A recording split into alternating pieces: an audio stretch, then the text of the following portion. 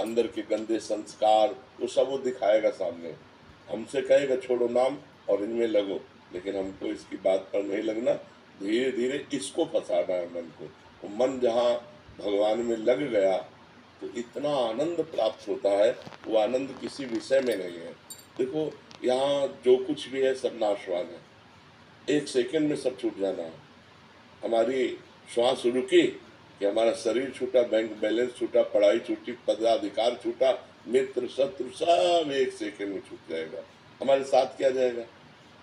हम तो रहेंगे ना, शरीर छूट जाएगा, हम तो रहेंगे।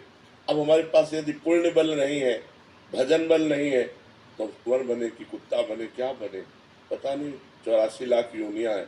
तो हमको इस जीवन में, जीवन के बाद, ये केवल भारत में ही है, ये भारत भूमि के ब्रह्म ऋषियों का शोध है और बाहर कहीं नहीं।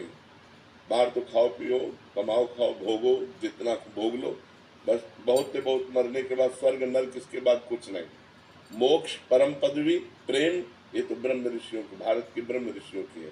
तो हम मरने के बाद का क्या कर रहे हैं? 60-70 वर्ष की आयु है, 20 वर्ष जवानी के ऐसे तूफान के आते हैं जिनमें हम कुछ समझ ही नहीं पाते हैं। पीछे के बच्चापन की अवस्था में तो बेसुधी होती है, बुढ़ापे में कुछ कर नहीं सकते। तो अवस्था कब है जब हम अपने मरने के बाद के लिए करें? विचार करो।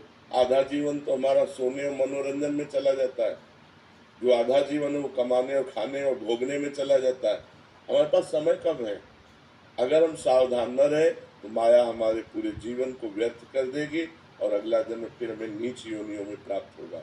और अभी कलिकाल का हम ज़्यादा वर्ष तो नहीं देखे, 40 वर्ष देखे, क्योंकि 10-15 वर्ष में तो चेतना जागृत होती है, जानकारी होती है अच्छे बुरे की, क्या चल रहा है क्या नहीं। 11 वर्ष में बाबा जी बन गए थे, तो 40 वर्ष का तुम्हें ध्यान है।